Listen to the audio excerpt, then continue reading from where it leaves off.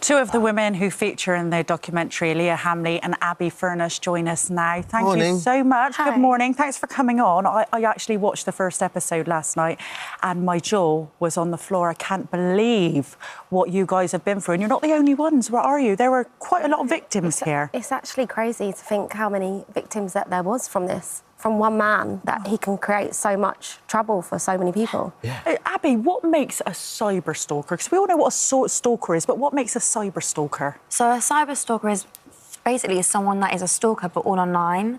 So Matthew Hardy, who was the stalker, he cyber stalked us through social media, creating fake accounts, constantly harassing us, watching every single move we do. There was never a moment where I felt at peace or alone. He was constantly watching. So, oh, sorry. Sorry, I'm like that. So you don't know this guy, and he doesn't... So how did he find you guys in the first place? We don't know. He's a complete stranger. He just kind of found us on social media. And, yeah, we was one of his unlucky victims. We still don't know why. That it was never explained why there was a reason for it. So how did it manifest itself to start with? When did you start, like, thinking, well, you know, what's happening here? Because he was masquerading as other people, or what was going on? Yeah, so he started... At first, I thought it was a woman, like, started messaging from a woman's account, and I actually thought... Just slipping to your DMs kind of thing? Yeah, and just a message straight away, can I tell you a secret? That was the message. My lips are sealed, you can't tell anyone, but it's about your family. And straight away, when someone messages you about your family, you want to know the answer, or what are you going to say? Why do you think you two were targets? Do you share a lot on social media? I mean, I love social media. I share all the time. But do you think that you were targets because you're big sharers? Or? Yeah, I think both of us, like, we didn't know each other until this has all happened. But we're both very happy, free, like, family-orientated, want to be with our friends all the time. And social. Yeah. Like, social people. We post it. And, like, like to have a good time, like, enjoy being around each other's company with our family and friends. And I think that was the sole target for Matthew, to destroy that. But, and none of this is obviously your fault. But I guess my question is, if you ignore it, does it go away? No. Like, no, it just got worse. Right, so how did that happen? So, because presumably if someone slides into your DMs and you just ignore them, then... Yeah, they do normally go away. So I actually spoke to my mum about this and I said, what should I do? I've got this really weird message, but it was late at night, like 11:30, I think it was. And she said, oh, just ignore it and block the account. But then I woke up in the morning, I had 63 accounts. Oh, wow. He was pretending to be you. I had 63 fake accounts add me, all from him, and then him pretending to be me, and that's just within 24 hours. So he totally takes over your life, kind of. And it's the not knowing. You don't know if there's a gang, you don't know if there's a man, you don't know if there's a woman, you don't know, you know, you're out, you're looking behind your shoulder all the time. And your mum has been fantastic through all of this, hasn't she? Yeah, she's my rock. I mean, there were times when she had to escort you even to go out on a night time, weren't there? Yeah, they actually come out, my mum and dad together, because they actually said, don't let this person win, like, this is what they want. They want you to stay at home and be sad, like... And at the time, I thought it was a girl in my town. I didn't know that he's a million miles away. He's sitting behind his computer screen.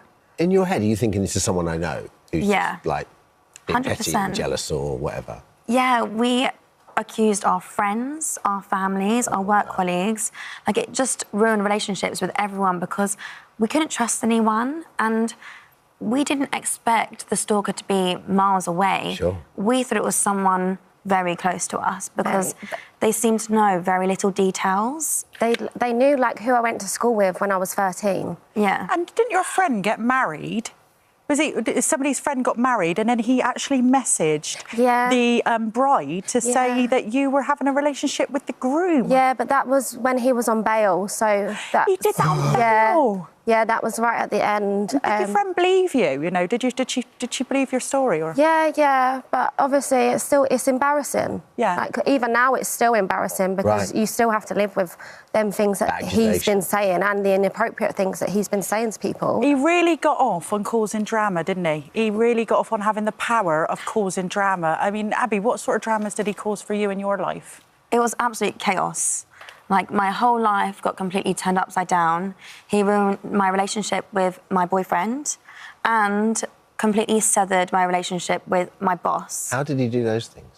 So he ended up kind of ruining my relationship with my boyfriend because he planted a seed in my boyfriend's head saying that I cheated on him. Right. He created fake accounts to message my boyfriend, even including little details like, oh, she was in the nightclub, she was wearing this. Yeah, he knew everything. Like, he would even know what colour was on my nails when I was going out. Yeah. All through social media and Instagram. With my boss, he completely trashed my relationship with him. I loved my job. I loved working as an entertainer, singer, dancer.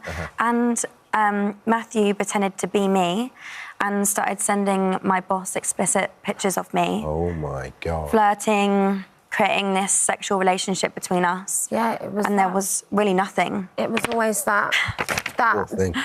seed of doubt that he just wanted to plant. Like, he even hacked my emails as well, so he knew when I was going to be at a place and would message people that he also would know that would be at that place and tell them things that I would be there and basically flirt with them, but pretending to be me. So at what point did you think, right, OK, this is really scary now, I need to get the police involved? And what did they say, Abby? There was this one night when I was home with one of my best friends. It was the night before I was meant to fly to Ibiza because I wanted to get away from all of the drama. So I was at home on my with my friend, and I got this text that said, if you go to Ibiza, beware, I'm going to hurt you, not in a physical way, in other ways. And it just scared me so much. He said, I'm going to come get you. And just all of these threats, it just built up that night, and I was so scared because I thought, oh my gosh, is he going to stop me from getting to the airport? Is he going to meet me in Ibiza at the airport? Is he going to stop me this evening? Is he outside? All these things went through my head, and of course I didn't know that he was from afar. I thought he was very close. Sure.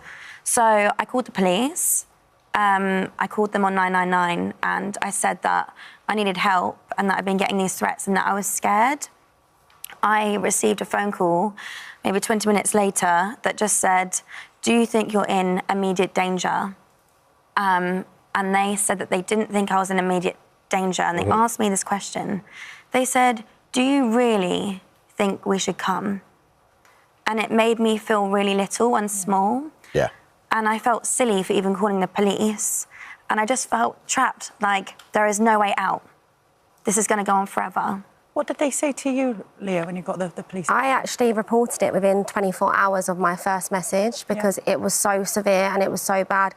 By the end of the 24 hours, he had messaged probably about 50 people, and he had set up fake WhatsApps using my pictures. They would unuse my friends' pictures and message people and say that they needed help and that they was in urgent trouble, and creating that worry for someone.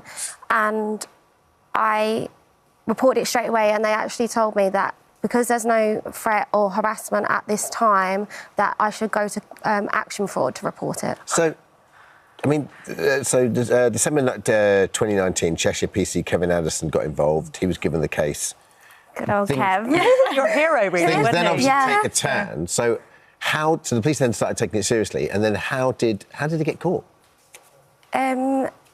I sent Kev that. I said, I've got a few pages of evidence if you want them. Few? And I sent him this file. It was like 700 pages. Yeah. And you documented absolutely everything. Absolutely everything. And you've got a legal background, yeah? Yeah, so, I'd done it I would as like a court bundle, and I literally done it from an index to, and everything had a page number. But it was that thing, like when I went to the police station actually, and I went in there with that file with my mum, crying my eyes out and saying, please, can you help me? I don't know what to do, I'm so scared. And they said, you need to go home and report it again online. Well done you, well done you. Well, he has been caught and he's been sentenced to 9 years in prison. Now, you never knew who this man was, OK? What was it like when you finally found out that was the guy that was ruining your life? I couldn't believe it. I went to court for the day of sentencing to read out my victim impact statement. I couldn't, he couldn't even look up at me. You've done this. Yeah. Tried to ruin every relationship, all my family, my friends, and you can't even look up. He had all that power, yeah. And then Matthew Hardy at the end of it just looked very weak. He had nothing, yeah. And then... It's crazy. Did you ever get to the bottom of why he did it? No. I still always think about that. It haunts me. Yeah. And I don't mean to be the person that's like, why me? But I mean, Yeah. Why? I well within actually your did right say to that, ask. yeah. And I wouldn't wish it on someone else, but, But why? The fact you were sent, so Oh, no idea. no idea, no sorry. He never said anything? Nothing, no, nothing. Just quickly, what have you taken away from the documentary? That cyberstalking is a real crime and it should be taken seriously. Yeah, people need to be heard. And if people are ever going through something like this, their friends, family and people around them need to believe them. Thank you. Leah, Abby, thank you for sharing your Thank story. you. Yeah, Thank you for having us. what you've been replies, through. the Kent Police said Kent Police is protecting vulnerable people department said we take every reported incident of stalking seriously as part of our commitment to tackle violence against women and girls. Cyber stalking in particular can be difficult and complex. We treat these cases with the seriousness they deserve and whilst ensuring those affected are given advice on how to stay safe online, protected from any further harm. Cheshire Police got in touch and said, Cheshire Police, who led the case against Hardy, said, although Hardy has now been held accountable for his atrocious actions, we recognise some of his victims felt they didn't get the service they deserved over the years. Well, good old For that, Kevin in the we end. can only truly apologise. Absolutely. Yeah. Can I tell you a secret is out today on Netflix? Yeah, you did Thanks, really Leah. well in the Thanks, Abby. documentary, ladies. Hopefully that helps at least one person. Yeah. Thank Should you. be proud of yourself. Really Thank proud you. of yourself there.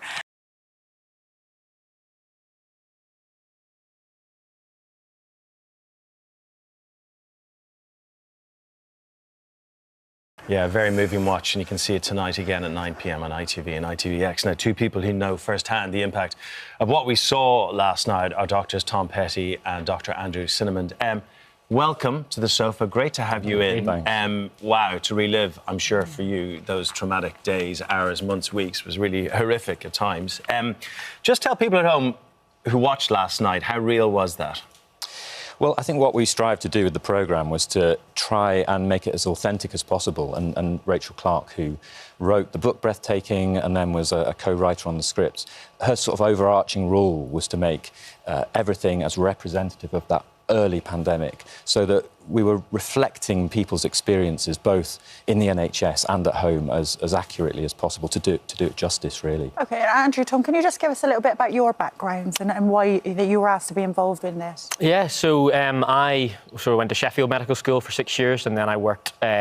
Interestingly, I was one of the class of the COVID pandemic in 2020, so I was sort of finishing up medical school, and then things started to happen. You know, the press conferences started, and I was like, not sure what's going to happen. It's scary enough to be a doctor, never mind seeing a pandemic unfolding and thinking, oh my goodness, this is going to be me. Right at the beginning of your career. Right at the beginning of my career, and it was scary enough, as I say, becoming a doctor, never mind with all this. So we were sort of sent home at finishing medical school early and was told we might be brought back in to help in whatever way we could. So I started then in sort of April time 2020 working on the COVID wards over in Sheffield and in Doncaster Hospital.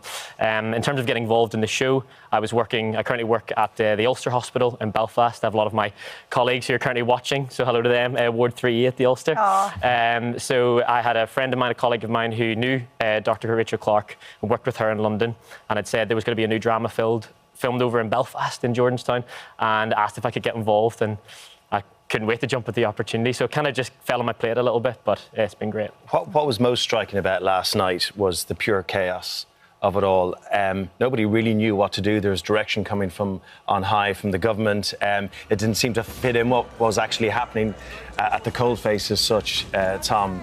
But nobody knew. It was really scary for you all. Can you describe those days? Yeah, well, there were a lot of uncertainties in the beginning, and it escalated quite quickly. So I think what we've perhaps forgotten is how over a period of days and weeks, it really ramped up, and suddenly the number of hospital admissions were huge. And I think we see that on the timeline that's very faithfully and accurately laid out in the programme. On the ground, we were kind of busy. Yeah. You know, we had a lot to contend with. And so I think at the time, there was a bit of a disconnect with what was maybe happening higher up and the advice that was coming through. We were, you know, most of us in the NHS were getting on with it, and it's only really with hindsight that we've seen there are maybe questions to ask about certain elements of the way things were handled. The really scary area of the hospital depicted last night was the cold area, where patients are coming in, bit of a cough, not quite sure if they have it or not because testing was taking so long. That was the area you were in.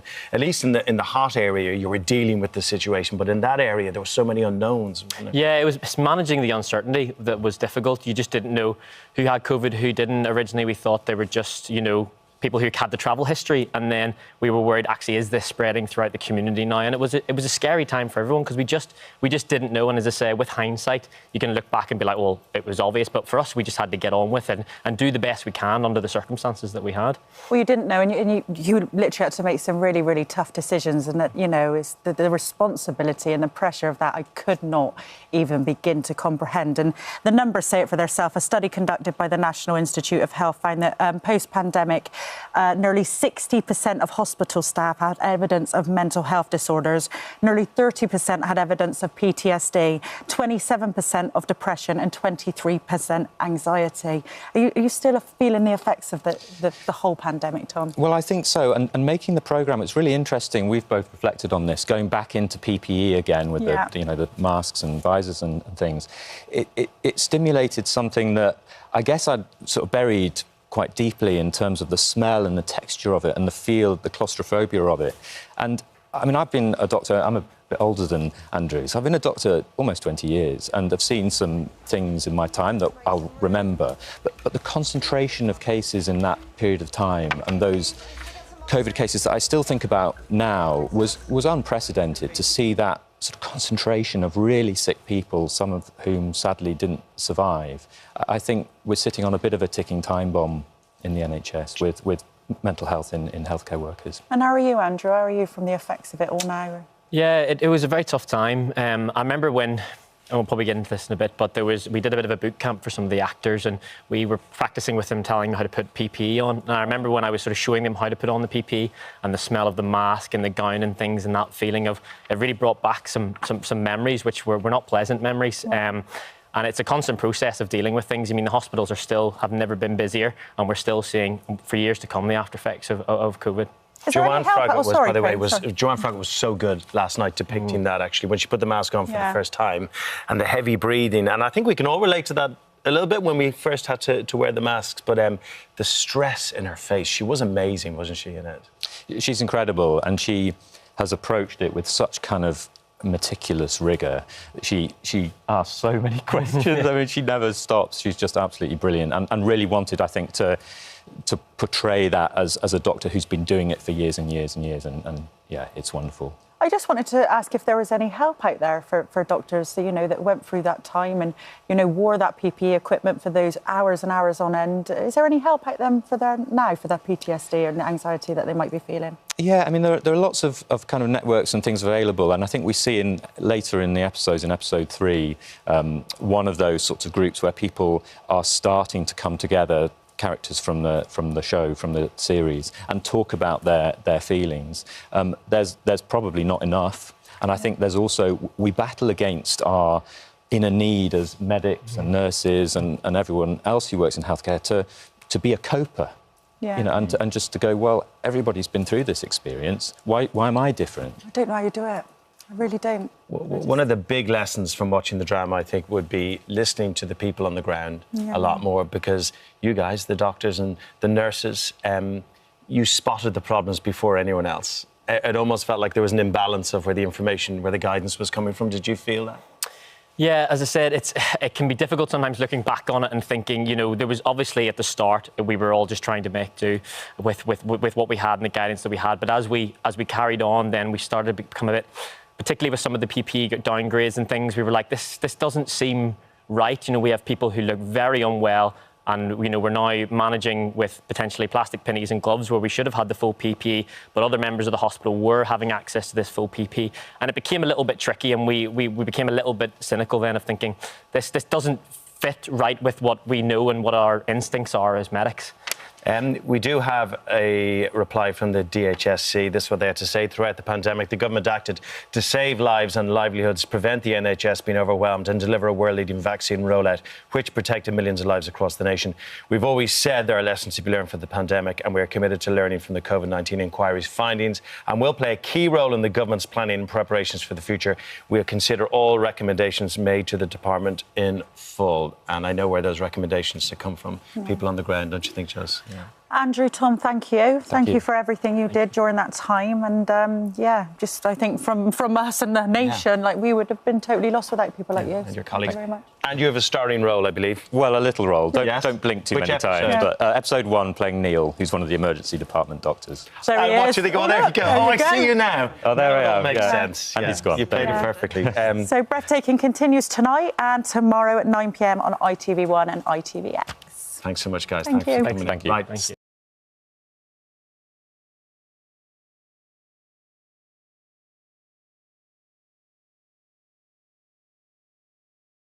A shocking story for you now. Imagine finding out that your partner was lying to you and it turned out they were an undercover police officer sent to spy on your life.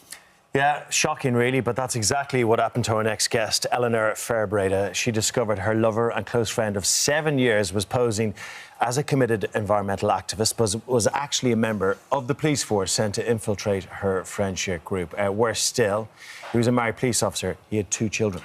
Now a new podcast, Undercover, the Spy Cops, delves into this disturbing story. And Eleanor and podcast creator Andy Whitaker join us now. Good morning to you both. Morning. Thank you for sharing this story. I actually remember going to a talk about this years ago and it was jaw-dropping. I couldn't understand why it wasn't big news.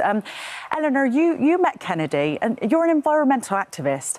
Why were they infiltrating your group? Well, they've been infiltrating progressive activist groups since the 1960s. So starting off with kind of anti-apartheid protesters, women's rights protesters, people who are protesting for things like maternity pay. Right. Going through kind of anti-fascist protesting in the 70s and then sort of culminating in environmental protests. We were campaigning against climate change.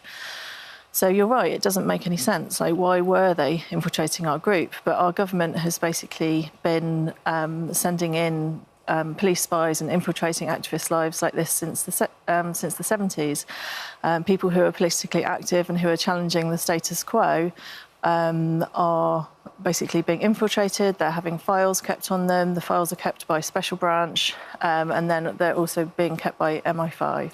So can we just go back to the beginning? How did Mark Kennedy, who was the undercover police officer that was spying on your environmental activist group, how did he get in there in the first place? How did he infiltrate your life? I mean, you saw pictures of him there. He doesn't look like an undercover police officer at all. I would think he was an activist, wouldn't you? They're trained to do it, I guess. They're good at their jobs, right? Yeah, I mean, they nicknamed themselves the Hairies. They grew their hair. He had tattoos all over him, piercings, and yeah, I mean, he walked into the Sumac Centre, which was a kind of environmental, an activist and community centre in Nottingham, which I was involved in.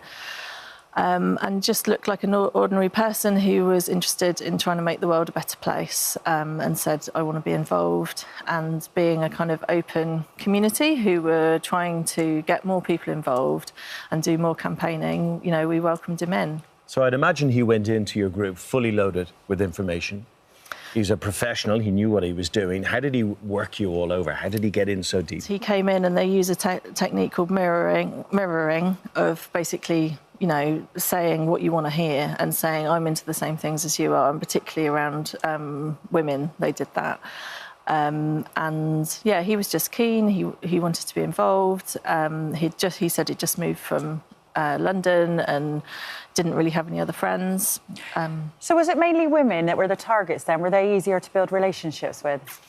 So initially, there weren't any named targets, which is actually a transgression against their own rules. They just targeted the Sumac Centre in a kind of fishing expedition.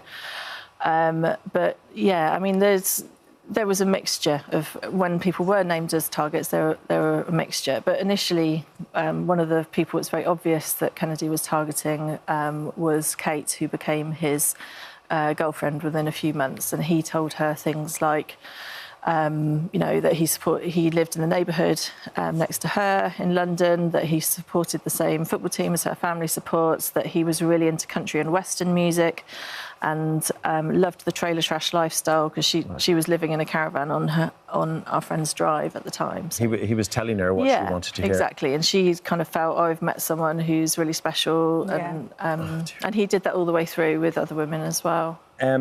Andy, how often does this happen? Well, I decided to make this podcast because I thought this story needed more exposure, because I just don't think people know that it happens. The story that I've made is about what Mark Kennedy got up to, and it's a sort of deep dive into what it's like to be infiltrated with people like Eleanor sharing their stories of a part of their life they'd probably really rather forget. And they all opened up to me, and I've got to thank them for that, and shared their stories. So if you listen to the podcast, you get a real kind of in-depth feel for what it's like to have an undercover police officer in your life, in your house, shared a house with Eleanor, in your bed. Right. And he wasn't the only one. And we should point out, like, these people are professionals, OK? So you can understand how you can get conned by them because, you know, they're good at what they do, Ellen. Yeah, and I mean, he had a passport in his undercover name. Like, who else can do that?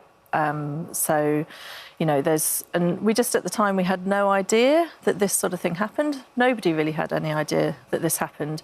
Like, we understood that the police were interested in what we were doing because we were, you know, committing civil disobedience. We were trying to stop things that we saw that were bad. But we thought it would be phone tapping or potentially undercover officers coming into public meetings and that sort of thing. But to get a phone tap put in your house, it needs to go right up to kind of judicial.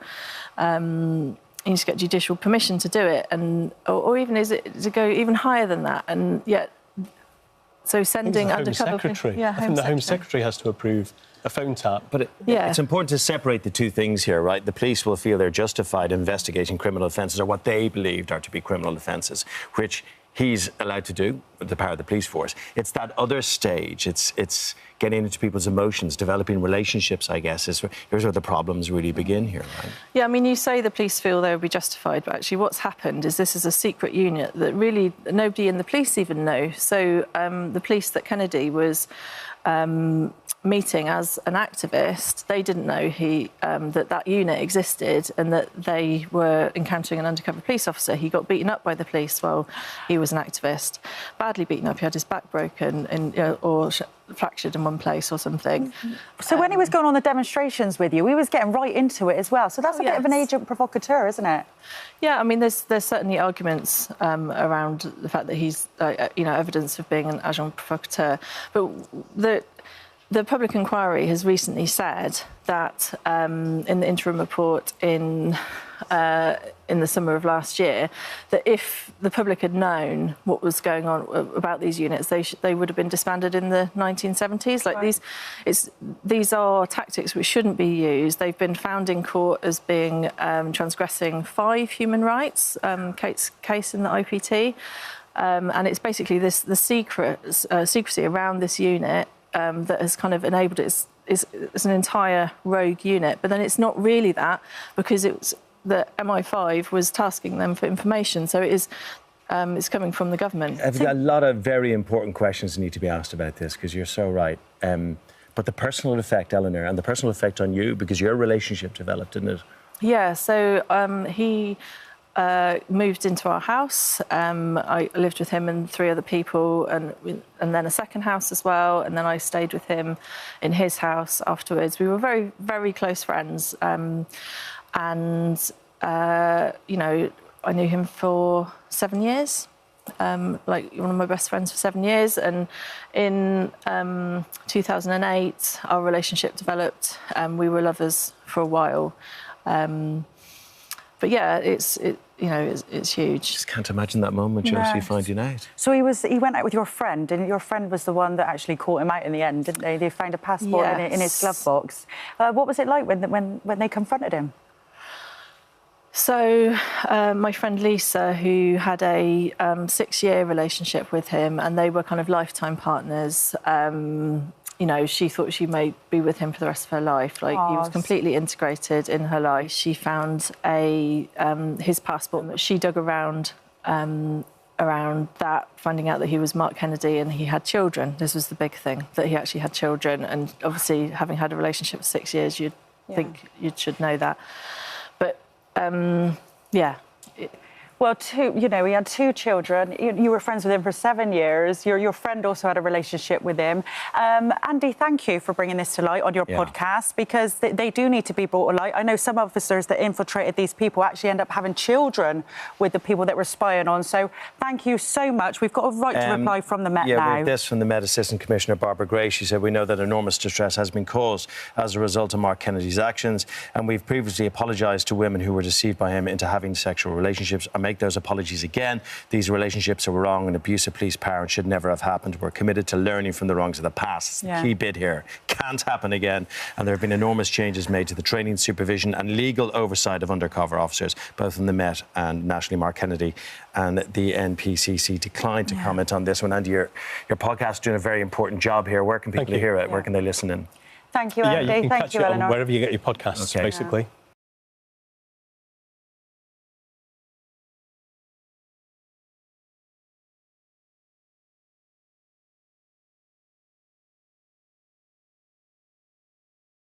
We all like to look our best, don't we, when we post Well, I've got to give up on that. We try our best. But have you ever thought about if you pose alongside someone who you consider to be better looking than you or more beautiful? Must be tough for you. Exactly. It makes me feel quite self-conscious sometimes. Aiming next to you. Now, let's have a look at these 2 beautiful girls. They're best mates. They're Kate Walsley and they're Georgia Gibbs.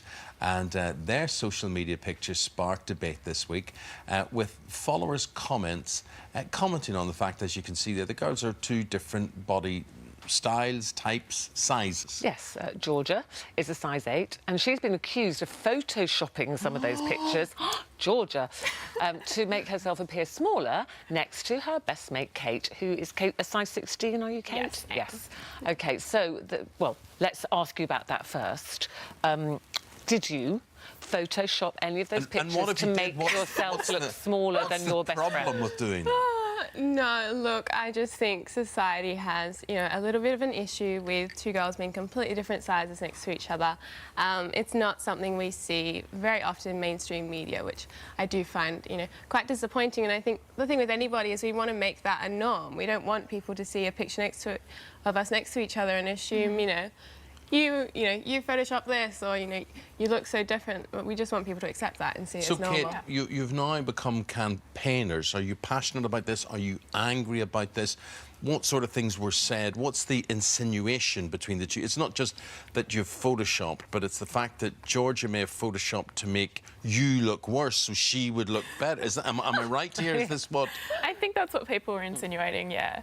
I am extremely passionate about it. We both are. Always have been.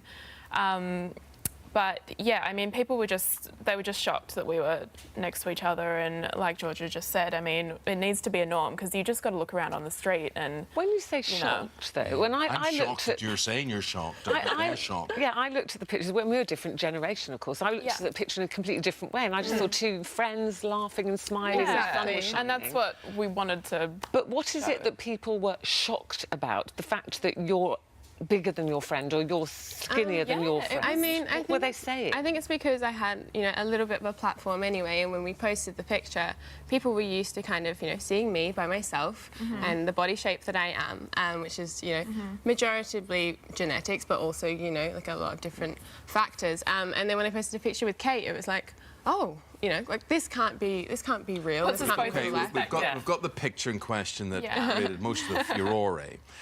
And Georgie, what is the actual accusation there? You have you've a very slim waist, but we know today, looking at you being with you, that is your waist. That is I mean, we don't actually know what the accusation was. I think it was actually, people were just saying, basically, how is it possible to have women of such different shapes and sizes to be best friends? We've never looked at ourselves as different, so why does anyone else? I think as well, Kate, the insinuation is like, gosh, you must feel really awful standing next to your really, really slim best friend. Why should I?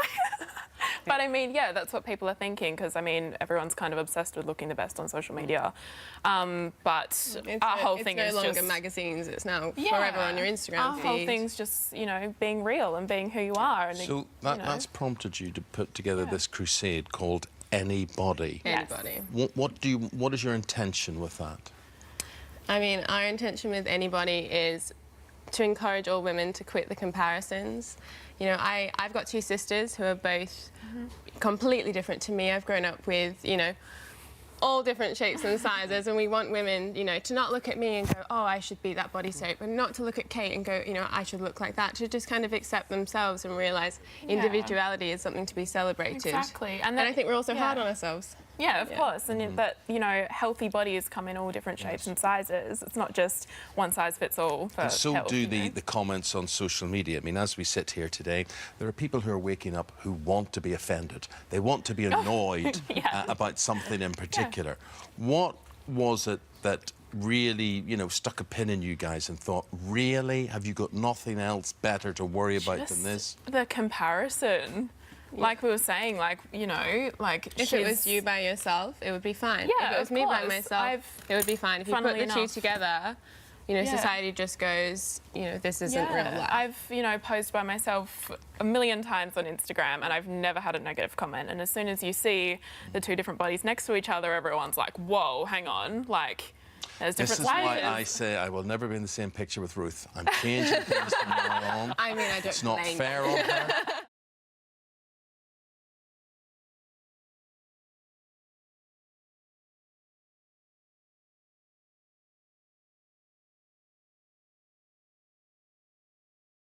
Now, you see, the first thing I'll say, Claire, is I like David's sofa a bit better than yours. I'm just saying that. That would be me, and that's the sort of thing that starts a row between me and Ruth, David, that I would say, that looks really nice, and she'll say, well, you can just sit in the other room and that, because I'm not sitting on that. So the very fact, David, that your home is your castle, your palace, sort of works for you, doesn't it?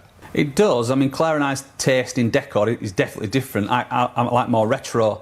Claire's a bit more modern, but we don't have to compromise there because I can do my thing, Claire does hers. I do all Claire's decorating, but she tells me what she wants on the walls. That's nice. So, Claire, I'm really fascinated by this, and you've been married for 16 years, is that right? No, we're just going into our 17th year of being together. All right, call me a liar for the sake of 9 months. So, whose idea? How did this come about? Did you once live together, or have you never lived together? How has this happened? Yeah, we've never lived together. We started off, I came out of a relationship, David came out of a relationship, and we just wanted our independence for a while. And as time went on, it was just never spoken about. David would go home on an evening to his house. I'd put my feet up and watch my soaps rather than have David there moaning about them.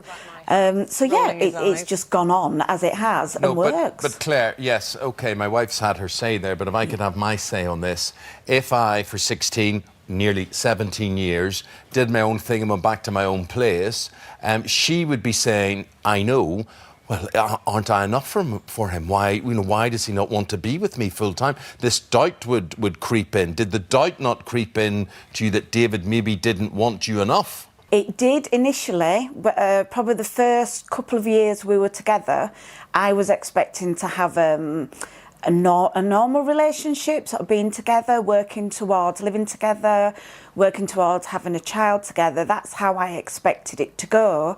And then when David would turn around and say, well, I'm going home now, I'd be, well, what do you mean you're going home? Why aren't you staying here?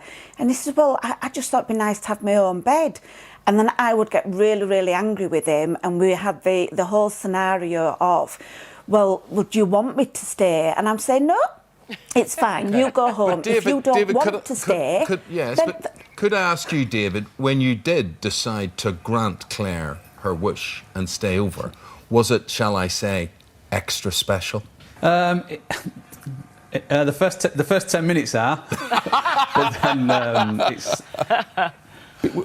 They say it takes 21 days to form a habit, and when you've spent so long in a bed on your own, you get used to that, and to share it with somebody else, you know, your sleep's not as good, you wake up in a bad mood, and that's not great for anyone's relationship. No, but, you know, you've been together a long time. Last thing you want to do is start the morning in a bad mood. No, nobody wants to do that. But you have a son, your son, who has some special needs. He has Down syndrome. So did it change when Jay was born? Did you then live together for a little while, or how did that work? Because I would imagine, when there's a child involved, you'd want to be together and sharing the parenting. When we decided, or when I fell pregnant with Jay, it was never discussed. It was just going to be a case because of David working shifts. He would be around a lot of the time anyway.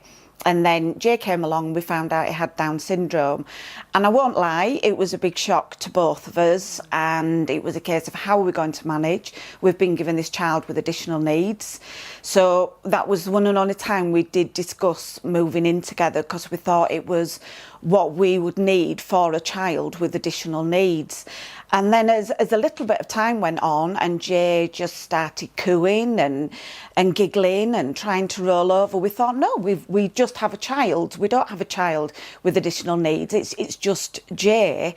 And that whole idea of moving in together, I think it was a relief. I think neither of us spoke about it properly because we didn't particularly want it. So now, as Jay got a little bit... Are either of you sensitive to what other people think? I mean, there must be people around you, whether they are neighbours. You know, neighbours might think you have a fancy man, Claire, who comes every now and again or whatever, you know, whatever. But are you sensitive to what people think, friends and family, David, or not? I have a saying, never take advice off broke, unhappy people. And when the issue of trust comes up, if someone says, oh, how do you know they're not doing anything?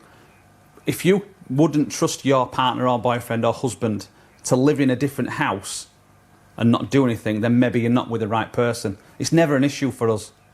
Well, do you know what? You look very happy. Yeah. I don't think it's an issue for us. I think I totally get what they get out of this, and I was very happy before we moved in together. But actually, when you go and get your separate house, would you take that horrible reclining chair with you, please? David, that's the thing. You can choose your own furniture, my friend. That's it. You don't have to worry about that. And do you know what, Claire? That couch does look very comfortable. Cozy. The more I look, it looks very cosy, Claire, actually. It looks very, very nice.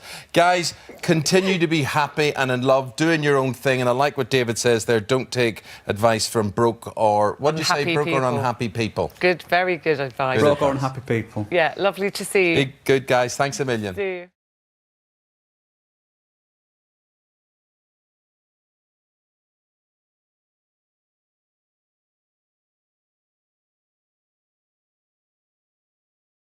It's the shameless date story which has been heard all around the world. Have you heard of, and it's actually quite hard for me to say this, pulling a pig? It's a game which involves a group of male friends going on a night out, attempting to pull the seemingly most unattractive girl. Well, Sophie Stevenson was allegedly the victim of this cruel game after meeting a Dutch student called Jessie during a city break in Barcelona, and she joins us now along with her mother, Julie. And welcome to both of you. And oh my You're goodness gorgeous, me. by the way. I'm so sorry you've gone through this. I'm just so sorry. It's disgusting. I mean, it really is disgusting. And the beginning of the story started in Barcelona, as we just said, and there is a little bit of confusion in this story because Jessie disagrees about what happens in parts of this story, and we'll come on to what he has to say later. But let's start with your story. So you were in Barcelona. How did you meet him? So basically, when we arrived in Barcelona, on the first date was the terrorist attack. So we were on lockdown in the hotel, which obviously meant we couldn't go out. It was our choice, but obviously all the streets were cornered off and all the shops were shut. So me and my friend, we were sitting on the rooftop terrace at the hotel, and they were staying at the same hotel, and they came up, and then basically we just started chatting to them, as you do when you chat to anyone on holiday, and we just really got on with them and had a really good night. How did it progress from there? Well, the next day we didn't spend any time with them because we kept missing each other.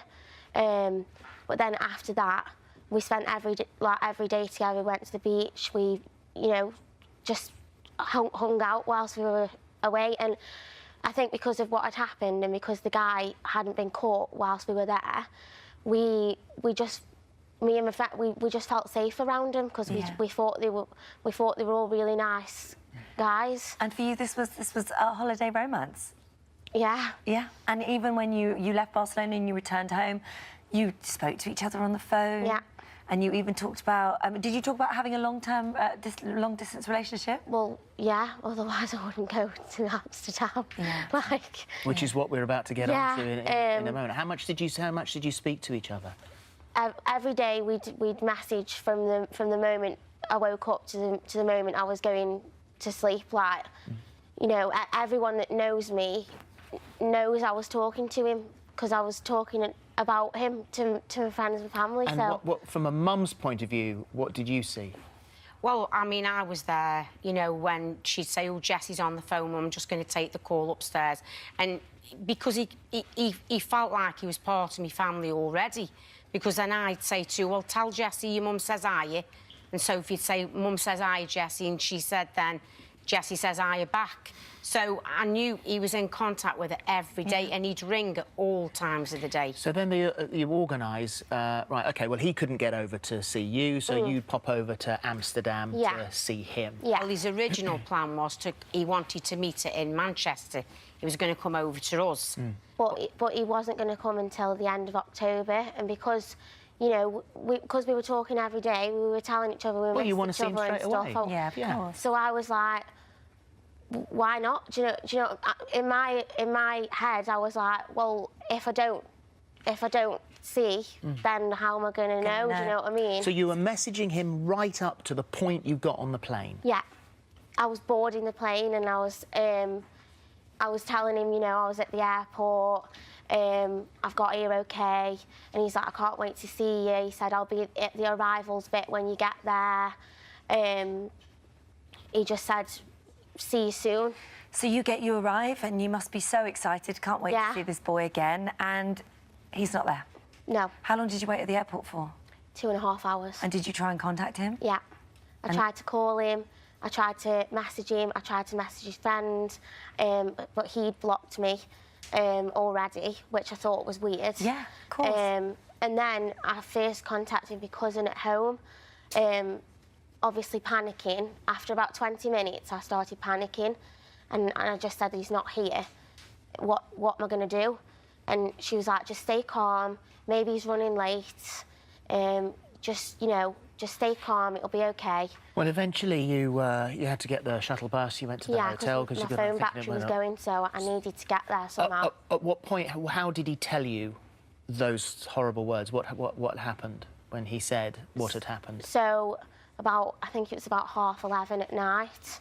I'd already spoke to my family and obviously said that he's not come. So I need to come. I was a mess. I was absolutely petrified. I was crying my eyes out, and I just wanted to go home.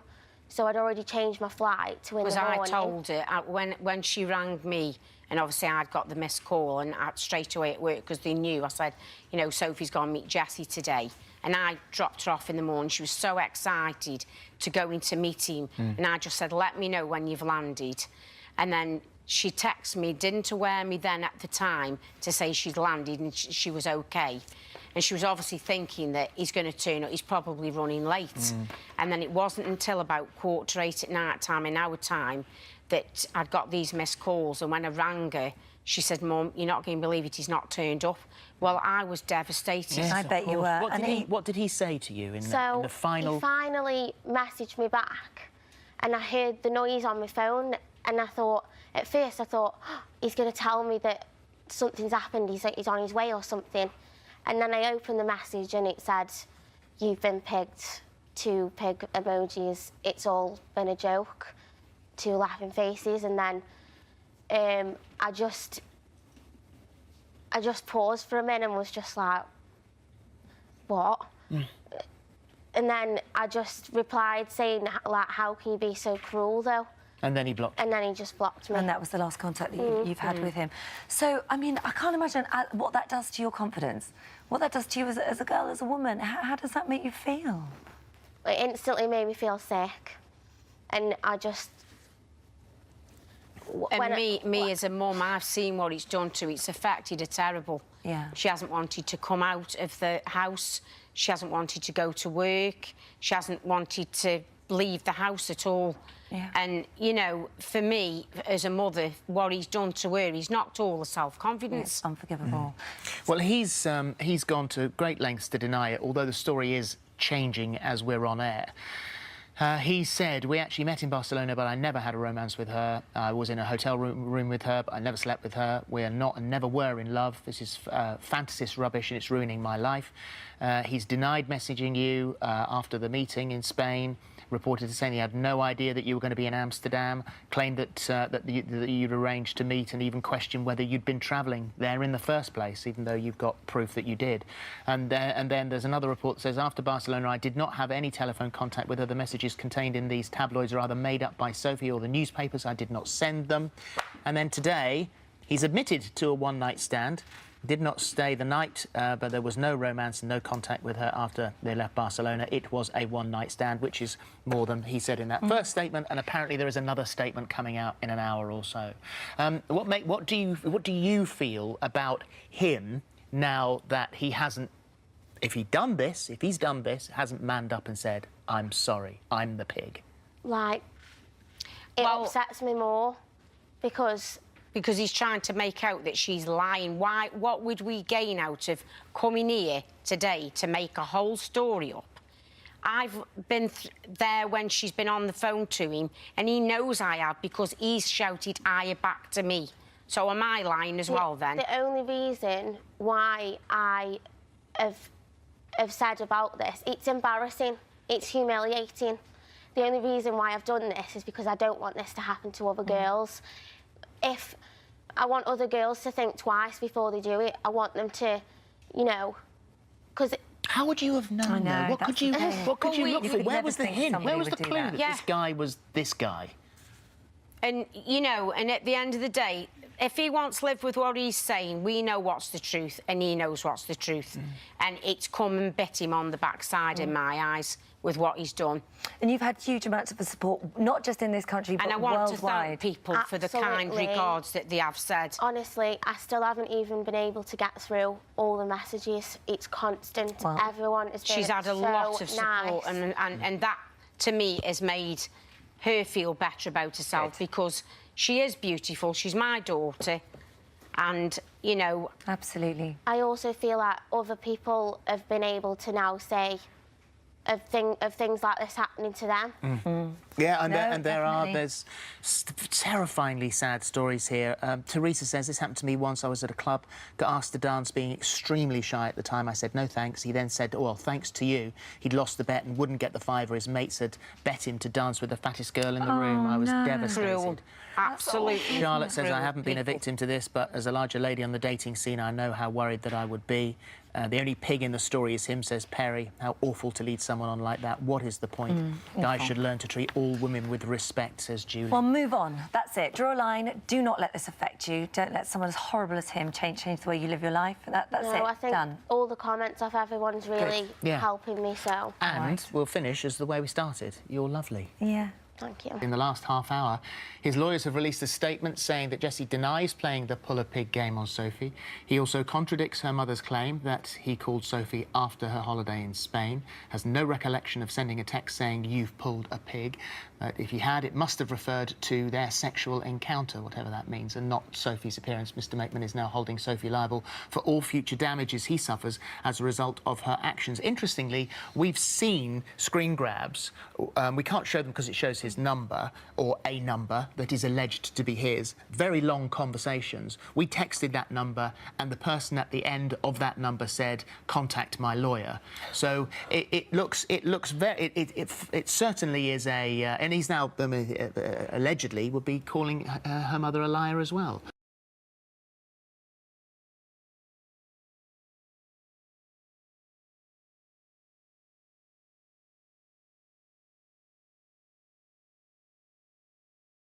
One Donald isn't enough for us today. We can actually, via satellite, cross to America and we can talk to another Mr. Trump. How are we going to do that? Who there is Who's joining that? us. Well, that is you, alongside wife Melania. How is that happening? Well, it is Good morning, happening. everybody. Good morning. Good morning, Mr. Trump. A big day ahead of you. I'm so excited to be back on the show, I have to tell you. It's going to be absolutely tremendous. This is a big day. It is a Very big excited. day. A big day, and you'll be on the steps of, that beautiful Capitol building. You know, the West. The Front. U.S. Capitol. It's the U.S. Capitol. I just bought it. It's going to be Washington, tremendous. Listen, I did something very exciting. It's going to be I tremendous. bought the naming It's rights going to be to Washington, D.C. It's going to be now Washington, D.T. So it's going to be Washington Donald Trump. It's going to be absolutely incredible, believe me. Yeah. What about the entertainment there? Because we're hearing stories over here in the UK that nobody really wants to be there entertaining you today, Mr. Trump.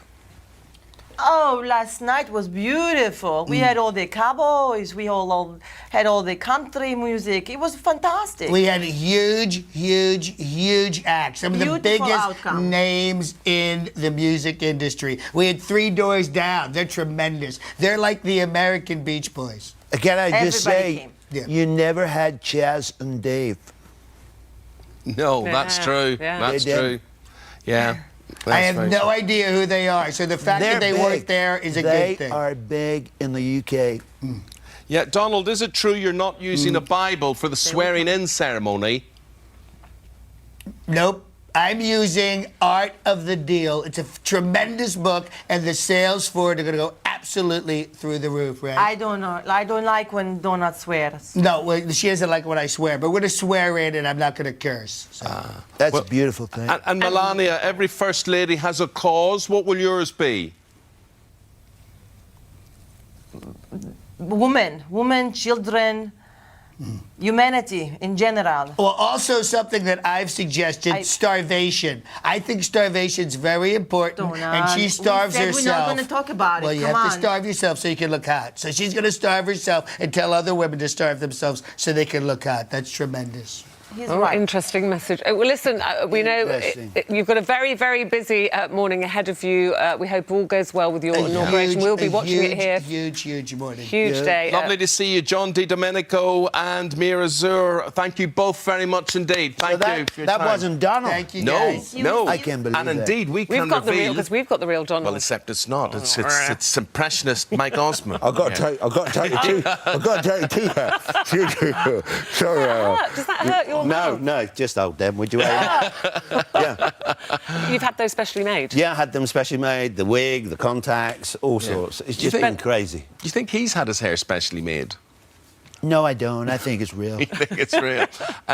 What is yours made from? It's not yak hair. It's not? No, it's real human hair. Yeah. How long does it take you to get to be Donald Trump? 6 weeks.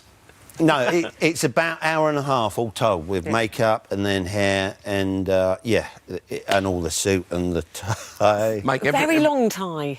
You got to have one. It keeps things warm with. It is strange. Has he got no friends or a stylist that tells him his tie is too long? It is. We've all done it. We've all sort of, by accident, maybe too tied short it wrongly. or too long, slightly too long, but this long? No, it don't work, Donald. Mike, what is this going to mean for you in terms of work? Because, I mean, this is heaven sent for you. 4 years of work. Yeah, well, let's hope so, unless anyone shoots him. Please do not shoot Donald. I'll tell you the one thing that I've noticed, Eamon, it's been really crazy.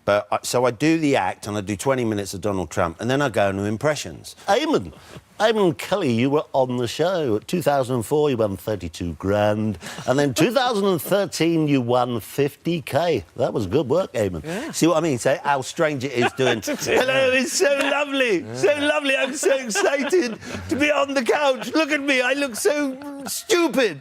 So excited to be on the couch. Ruth, I'm going to ask you, Ruth, when you fill the car up with petrol, and you've got the nozzle, and you finish filling it up, do you give it a shake?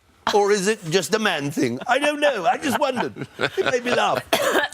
I love it. And how about the hand movements? You got to get all those gestures, so you like that and like that and like that. I'm not sexist, by the way. I got to say this. And I've got to tell you that Google is one of the most powerful women in the world. And I know that Google is a woman because she won't let you finish his sentence before giving the answer. So we know that's female. It's female. Quick mucker of yours, right? As Donald Trump dressed up. Jimmy Nesbitt, fine actor. Yeah. Well, it's lovely. What an absolute treat to be here. Eamon, Holmes, and the lovely Ruth. Lovely to be here. I've got to tell you that I've just discovered that my wife enjoys sex more when she's on holiday. which, if I'm honest, was a bit of an awkward postcard to receive. Well, laughing on the floor is always a good sign, Eamon. Well, listen, Mike, we hope there's at least 4 years' work there for you. And who knows so beyond? Nice to see you. Good to see you. Thank you. Have a good presidency, mate. Yeah. I'm going to Eamon. I'm sure we'll be seeing a lot more very of you. much. That's good. Thank you, Mike Osmond. Thank you. Donald Trump. If you enjoyed that, there's more of the same right here. And make sure you subscribe so that you never miss the best moments from this morning.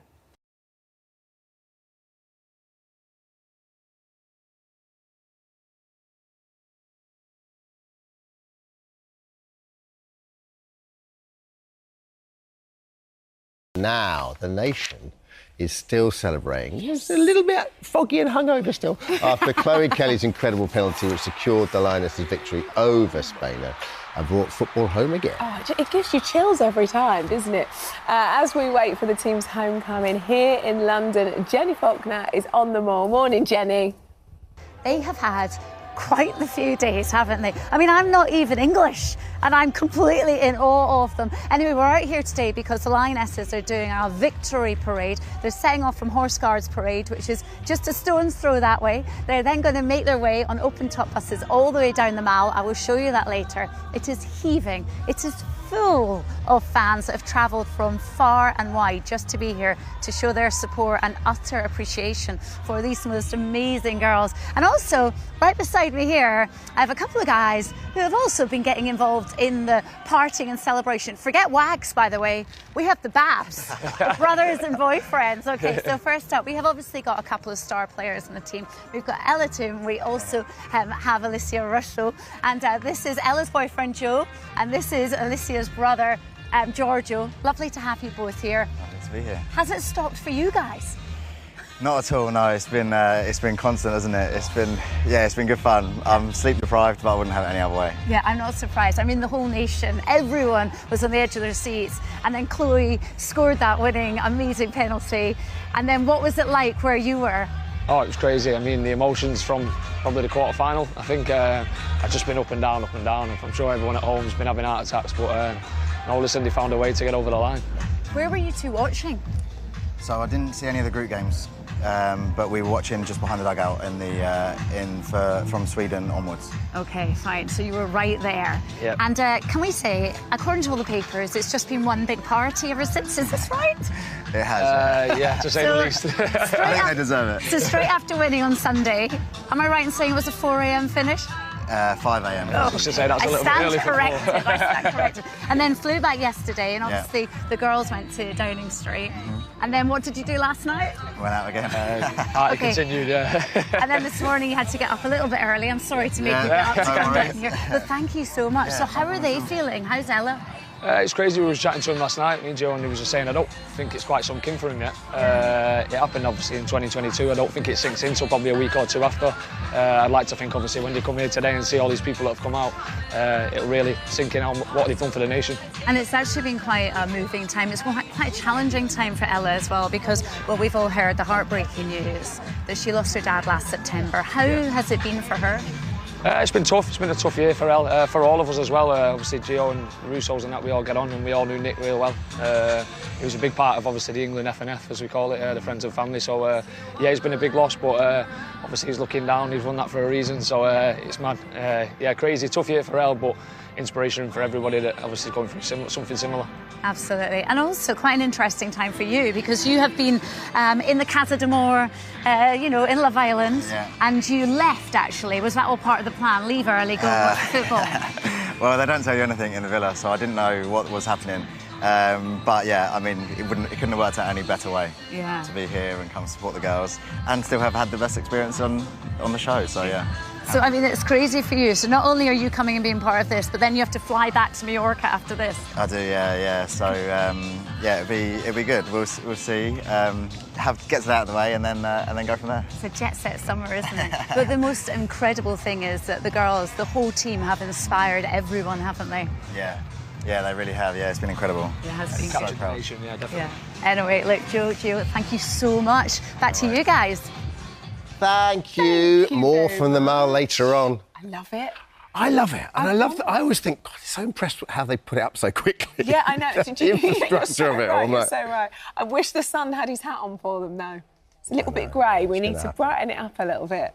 But I mean, they deserve every bit of it, though, don't they? They do, and everyone's still getting in touch. I always love the fact, but I love the way they turned up to Downing Street. You can tell they're all just tiny little bit hungover now. Do you imagine that big win and then being a little bit worse where, of course you are, getting on a flight, no one wants to do that, No. but then when they're hanging, and then also having to go to Downing Street, it's like... The trophy going through security, like, can I just go home and have a shower? Yeah, absolutely. Burger. That's all I wanted. Welcome back. Following their huge win on Sunday, the Lionesses are now back from Switzerland and heading out for their victory parade in central London. Look at them there. Look. Yeah, we're just going to enjoy some live shots now, where the heroes are making their way down the Mall towards Buckingham Palace. There we go.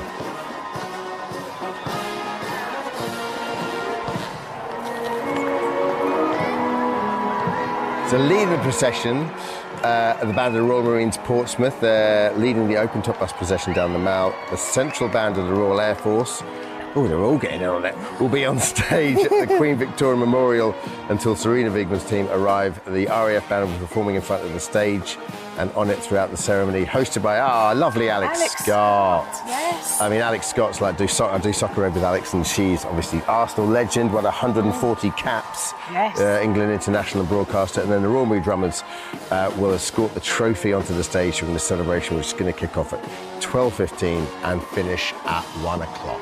Just incredible. What a moment. And hopefully we will be back in just a few minutes with Jenny Faulkner speaking to some of the crowd down there very soon. Following their Euros victory, the Lionesses are currently enjoying a victory parade down the Mall in central London. And Jenny Faulkner's been meeting the crowds. Hey, Jenny. Hiya.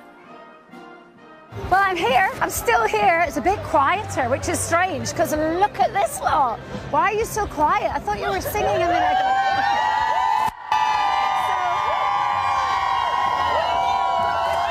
So I'm here. This is Buckingham Palace. This is the Mall. And all the Lionesses are going to head their way down on open-top buses down to the stage down there very soon indeed. And it's not surprising. Look how many thousands of people have turned up to show their support and appreciation for, quite simply, a phenomenal team. Now, obviously, everyone's come from near and far. Why don't we get a song to start things off? Which one? Sweet Caroline? Sweet Caroline, oh, oh, oh. Good times never seem so good, so good, so good, so good. Okay, so let's just find out where people have come from. Where have you come from today? Cambridge. Cambridge. Why is it you've come down here? Oh, to support women. Women supporting women. You've got to be here. I agree with that. I agree. How about you? Where are you from? Hertfordshire. Okay, and what is it that's inspired you about the girls? I think just the way they persevered, they never gave up, they always showed fight during every single game. Like, I never doubted them, and you could see they didn't doubt themselves. I mean, it was edge of seat stuff, wasn't it? It's nail-biting stuff. I know. Where were you when you were watching it? I was at home, actually, but yeah, with the family and just biting my nails and everything. They do, but they were amazing. They were so amazing. tense. It was so tense. So it didn't make it easy. I know, they did. Do you think that them winning has made a difference to women's football? Yes, definitely. We've just taken up walking football. We're really loving it, so it's not just the youngsters that are being inspired too. We're of the generation that weren't allowed to play football when we were in school. I wanted to, but was never allowed to. This is fantastic. Yeah. See, and I think a football shirt suits you as well. I wear football shirts all the time, but was never allowed to play. That's it. Where have you come from? You're all dressed to the nines. We're from St Albans. We play football for St Albans City FC. Yeah. So have you noticed a difference in women's football, playing football, since the Lionesses have really come to the forefront? Huge difference. Just putting the spotlight. The team's done amazing things. Serena's done amazing things. Putting the spotlight on women's football. It's now just the norm. It's on TV. The exposure's incredible, and all the children at our schools, like, they know it's on. They know the names. They've got the shirts on. It's amazing to see. Well, then, can I ask you, are more girls than ever trying to take up football as well? 100%. We actually do the football clubs at our schools as well, and we've got 40 girls in 1 year group coming along and joining in. So yeah, I love it. Constantly growing. Okay, I love it. It's amazing, isn't it? Thank you so much. Let's ask you, where have you come from today? Norwich. Norwich. And look, I love the fact that you're here. Who are you supporting? Who's your favourite? Mine's Grace Clinton, but obviously we're here to support every single one of them because they're just inspirational. They're just so inspirational. And what is it that you like so much about the Lionesses? They inspire every single generation, not just the younger ones, but every single generation now and future and before. And it's just incredible to watch, and they're absolutely incredible. Yeah. There are so many people here, all out to support.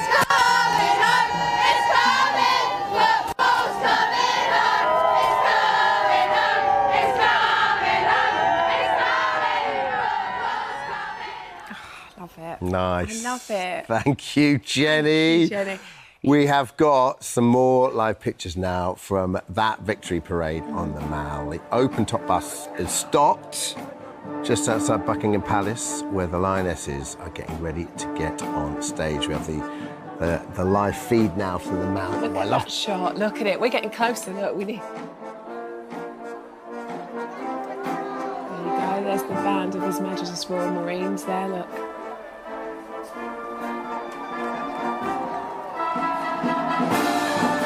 The RAF band as well. Hey, they're playing Free from Desire.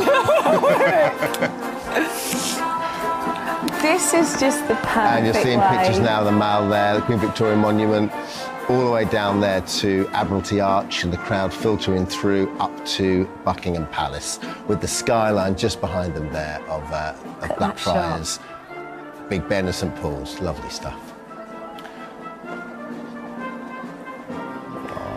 Oh, it's so special. Nice. Oh, what a shot. Thank you so much for visiting our This Morning YouTube channel. We upload new content every single day, so go ahead and hit that subscribe button, and we'll see you in the morning. So last September, the goal was to be £1,000. That's 71 stone in our money. For anyone who didn't see that then, why? Why did you want to be that big?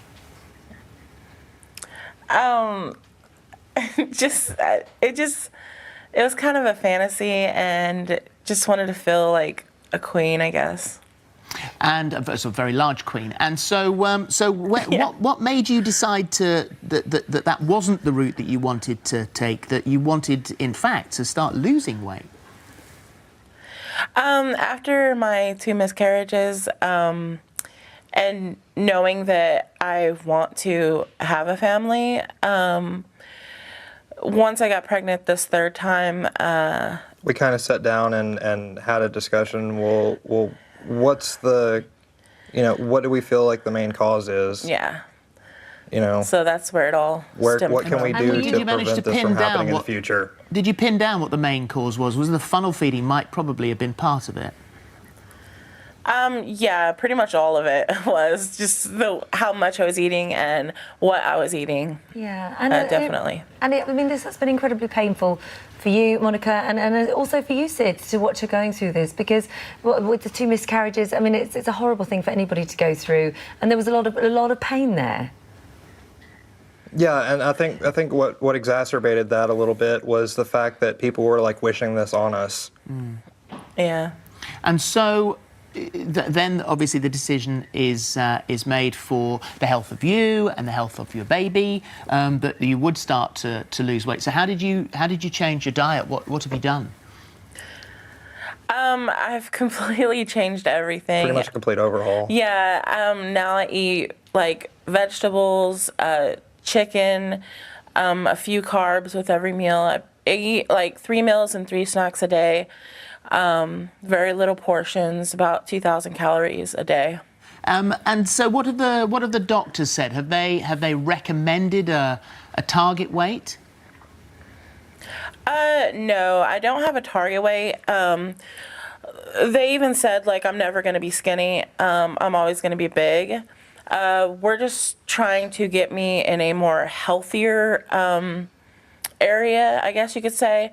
But my doctor doesn't fully recommend to lose a lot of weight at this moment.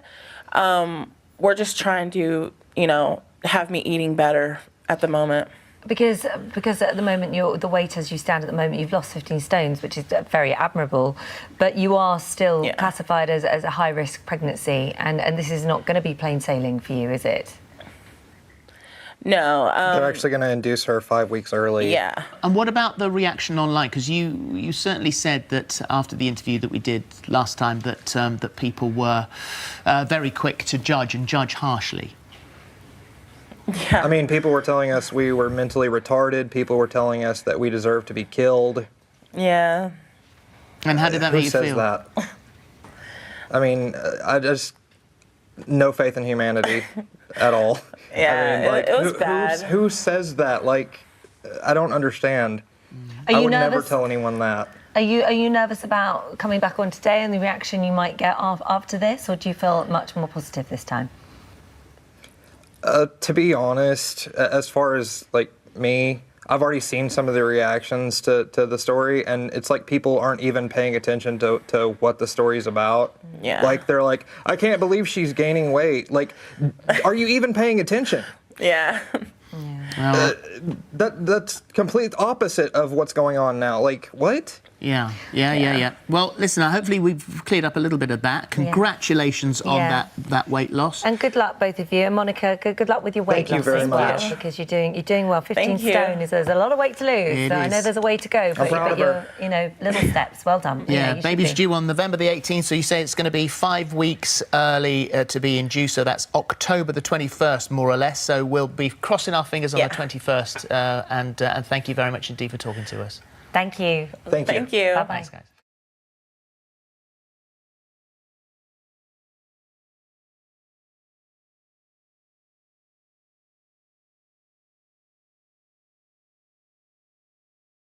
Now, for most grown-ups, playing with dolls is a distant memory, but not for our next guest this morning. This is Jade Smith, and dressing as a doll is an important part of helping her forget and live with the pain that she suffers from fibromyalgia. Fibromyalgia. But it costs her quite a lot of money, but she thinks it's all worth it. Good morning. Tell us what fibromyalgia is and why it causes you so much pain. It's basically like arthritis, but it affects all my joints, all my muscles, pretty much everything in my body. It causes fatigue, insomnia. I get really severe migraines as well. And how long have you had it, Jade? I've had it since I was 5 years old. Oh, that's a long time. Bad news, awful thing. And your escape is through dressing as a doll.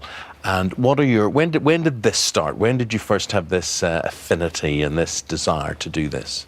I first started dressing like this when I was 11 years old. I discovered it at an anime convention when I went to cosplay, and from then on I just decided that I wanted to be a doll.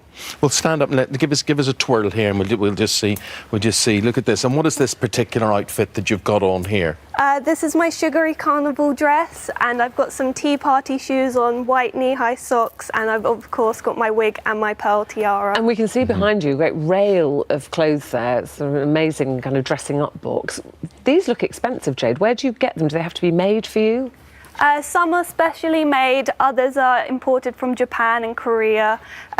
Some I've actually designed myself, like this Cinderella one, and that long dress over there, I hand drew all the design and screen printed it myself. So there's a real community out there for this, is there? Yeah, there's quite a few people who join up and meet up every now and then who will dress like me. So how often do you dress like this? Is this something when you go to a convention, or are you doing this every day? I'm doing it pretty much every day when I'm not working, when I've got a spare minute, or like when I'm going out to see friends. And when you say it helps you, how does it help you? How does it make you feel? It makes me feel happy, and it helps distract me from the fact that I'm in pain all the time, because for just a few minutes people are smiling at me and I can feel like they're happy. Yeah, what is your reaction when you go out? Jade, I can see what you've just described there. I can see, because you come alive when we talk about your subject and what you're into. And I actually knew this from my own pain, which I've suffered over the past few years. When you get a distraction, when there's something that takes you over, in my case football or something, and you forget for 10 minutes, and then suddenly you realise, oh, that pain's still there. But it is an amazing relief, isn't it? Yeah, it's a really good relief because there's no cure for fibromyalgia, and most pain medications don't work for it. I'm taking quite a few medications right now to try, but my only hope is that they find a cure eventually. And what about, because you've got a collection of dolls yourself, haven't you? Yes, I do. What kind of dolls do you collect, and how many have you got? I collect porcelain dolls, bisque dolls, ball-jointed dolls, and quite a few Disney-related dolls as well. So do you base your look? So do you take maybe one of those dolls and go, I'm going to look like that doll today, or I want to look like this one? Some of my dolls I do. They've all pretty much got blue eyes and blonde hair, which is pretty much what I aim for. How much money do you think you've spent over the years on all these things? About £20,000. I've spent like £8,000 on shoes because I've got over 40 pairs. Yeah, but this is a collection. This is probably a collection you could trade if you want to. And you know, when you mention dolls, the most famous doll that springs to mind are Barbie doll, Ken doll. Are these, do they have an influence on your life, or is it more specialist than that? I do collect Barbies, and I love more the vintage Barbies than the modern Barbies because they go more with my look, and they're often paler skin and more blue eyes and blonde hair. Because you live with your families, your parents still, don't you? Yeah. So what do they make of this? Are they happy for you to be doing this in their house with this huge collection that's getting bigger and bigger? They kind of have accepted it now, but they still wish that I would cut down on my collection and possibly get a smaller wardrobe. Yeah. How much time do you spend as Jade the doll and Jade the person? I mean, how much of your day is spent dressed as a doll? I think about 50-50. Most of the time it's pretty much just myself. But with the getting ready and everything, it takes me so long, so I spend more time as me, the person, than we're seeing you doll. there walking about. What reaction do you get when you go out shopping? People take photos with me and they say nice comments, and some shout mean comments at me, but I get used to it after a while. You rise above that. They're more nice than mean. Yeah, people are more definitely. interested. Yeah. And how long does it take you to get dressed up like this? It can take me 4 to 6 hours because of my condition. I struggle putting makeup on and doing buttons up, and even tying bows really hurts. And even putting my shoes on, I can't do buckles that well. I have to have pop-on shoes. But you do your makeup very well. Thank you. And you're happy today. We can see you're happy today. Yeah.